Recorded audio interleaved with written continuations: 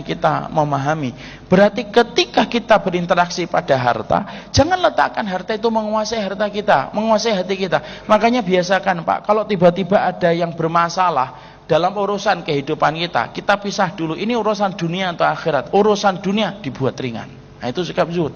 Tiba-tiba mobil kita sudah betul-betul diam, tiba-tiba ditabrak brek gitu. Padahal kita tidak salah. Turun kita, waduh bagian belakang rusak. Yang nabrak orang tidak punya Pak, kelihatan gitu motornya gitu. Baru nabrak mobil kita, bannya 2 lepas Pak, gitu kan. Dia ngomong maaf ya Pak, maaf saya tidak punya uang. Kita pengennya marah, kalau memang kayak gitu Bu hati-hati Pak. Iya Pak, saya sudah hati-hati tapi remnya ketinggalan di rumah misalnya. Maka kemudian kalau kita mendapati kayak gitu, sudah lihat mobil gitu, ya Allah, ya sudahlah, urusan dunia ringan Pak. Anak kita ternyata kemudian belum diterima di kerjaan apa yang dia inginkan di tempat-tempat profit gitu. Itu ternyata tidak diterima Bi, ya sudah, dunia dibuat santai. Karena dengan perkara itulah beban kita itu hilang Pak. Itulah yang dimaksudkan oleh Allah, wa wada'na angka wisrah, itu di situ Pak. Karena beban yang paling berat itu beban dunia. Makanya kenapa para ulama dulu sering berkata, interaksi paling mulia ketika menyikapi harta itu pada sikap zuhud itu. Itu benar Pak.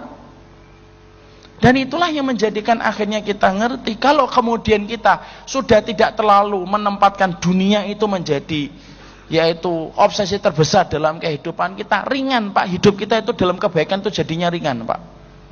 Ini wallah ya, saya pernah naik Gojek Pak. Ada orang tua itu yang sudah umurnya mungkin 60-an. Ini 59 atau 58, 60-an lah mungkin.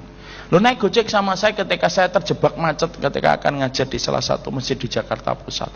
Turun saya dari mobil, kemudian ada ikhwan yang nyetirin, saya perintahkan nanti nyusul aja ke masjid. Turun naik Gojek Pak. Orangnya tua Pak. Gojek awal-awal itu kan pendapatannya besar Pak. Saya ngobrol-ngobrol, kenapa berapa Pak sebulan Pak? 4 jutaan. Saat itu masih 4 juta itu lumayan. Kalau sekarang kan Gojek banyak Pak. Gojek lebih banyak daripada yang naik Gojeknya kalau di sarang. Maka kemudian dia bilang, loh saya sering dapetin dong Pak, ada orang itu dapat 8 juta, 9 juta, 10 juta. Iya Pak, kalau mau diturutin terus menerus juga akan dapat Pak segitu Pak. Cuma ya sampai kapan? Coba Pak. Cuma sampai kapan Pak kayak gitu terus Pak? Itu kalau saya turutin gitu ya sampai malam jam 10, jam 11 malam bisa Pak. Itu sebulan saya dapat 8 juta, 9 juta. Tapi saya tidak mau kayak gitu Pak. Saya ya sekedarnya saja. Ada adzan, saya matikan aplikasi saya. Saya duduk, saya sholat, zikir. Ada kajian Pak, ya saya ikutin kajian. Nanti kalau sudah selesai saya hidupkan, baru terima order lagi, insya Allah. Nanti ada adzan lagi saya berhenti. Kalau saya kemudian lagi puasa sunnah, ya saya kemudian kadang-kadang liburkan. Saya mengandalkan rezeki saya kemarin untuk nyukupin hari ini, masya Allah Pak. Itu sampai ketika dia ngantar saya di masjid, dia baru tahu kalau saya ngajar di masjid. Itu betul-betul dia buktikan Pak. Saya ngajar, dia ternyata tidak melanjutin Gojeknya Pak. Duduk Pak di antara orang itu, kemudian ikut ngaji Pak. Sampai 2 jam ngaji dia. Setelah ngaji kemudian dia deketin saya, ngembalikan uang tadi. Kemudian dia minta handphone saya. Saya bilang, tidak usah Pak. Tidak lah Pak Ustadz, tidak, pakai aja Pak. Itu namanya Pak, tenang dalam hidup, bersahaja ketika nyari dunia. Coba kalau kemudian kita ngobrol, ada nggak orang yang kekayaannya lebih banyak daripada beliau, tapi justru kemudian hidupnya tidak tenang? Oh banyak Pak. Orang itu sudah punya gaji 30 juta, 40 juta, terus saja pagi bangun tuh yang dipikirkan bisnis, meeting. Makanya mobilnya kesenggol dikit marah-marah, mencak-mencak sampai bisa pukul-pukulan. Karena sudah capek ya Pak. Orang yang paling capek itu kalau mikir dunia Pak. Tapi orang yang paling enggak capek itu kalau mikir akhirat. Makanya akhirnya ketika dia jalan itu, kemudian apa, capek gitu. Sudah 30 juta, 40 juta, sudah sebanyak itu. Kadang-kadang 10 hari yang terakhir aja itu masih dipakai untuk nyari duit loh Pak. 10 hari yang terakhir di bulan Ramadan.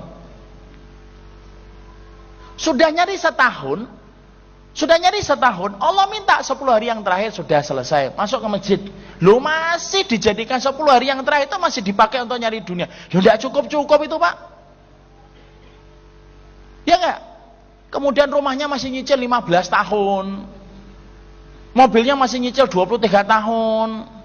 Jadi kalau kemudian buka mata nutup mata itu kredit aja yang dipikir.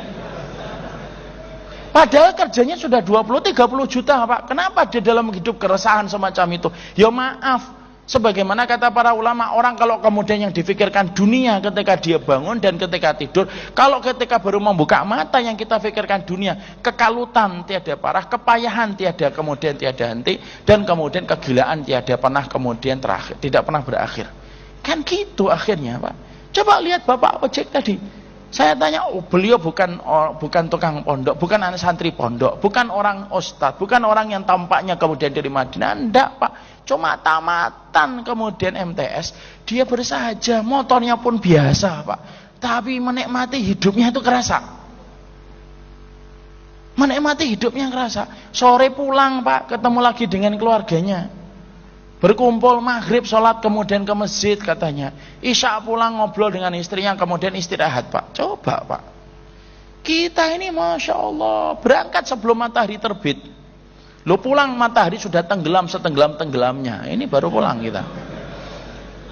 Loh, tapi kemudian akhirnya ya tidak pernah cukup. Kenapa? Yang hilang itu berkahnya Pak. Kalau kemudian zuhud itu sudah tidak ada.